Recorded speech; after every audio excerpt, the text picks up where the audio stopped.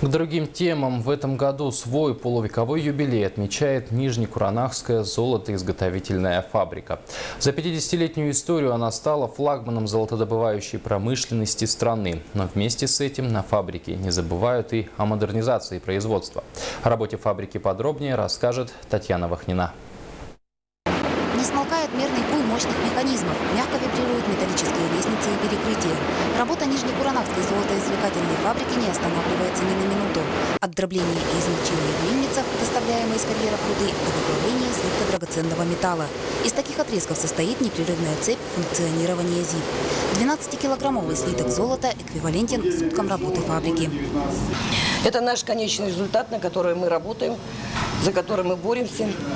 Это наша, как говорится, работа, которая, чем мы больше дадим золота, чем будет лучшее извлечение, значит, это наша победа еще очередная о том, что для полюса, значит, и для всех нас это самое главное, для чего мы здесь работаем вот уже в течение 50 лет. Нижнекуранахская золотоизвлекательная фабрика является флагманом отечественной золотодобывающей промышленности. Постоянное введение в эксплуатацию новых производственных мощностей и сила человеческого фактора позволяли преодолеть все сложности, возникавшие за полвека функционирования Куранахской ЗИФ. С 1965 года здесь было переработано свыше 100 миллионов тонн руды и добыто более 200 тонн золота. В настоящее время руководством горнорудной компании «Алдан-Золото» реализуется пятая модернизация, направленная на создание безопасных условий труда, увеличение мощностей фабрики и рост объемов переработки золотосодержащей руды. Компания «Алдан-Золото» вошла в состав компании «Полюс» в 2005 году.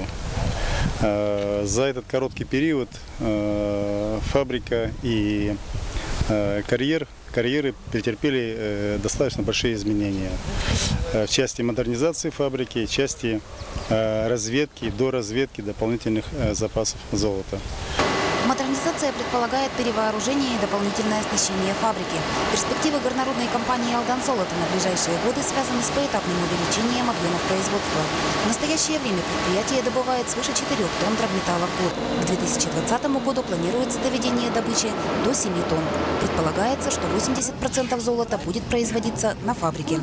Татьяна Вахнина, Сергей Шипачев, Руслан Павлов, НВК «Сахра», Алдан.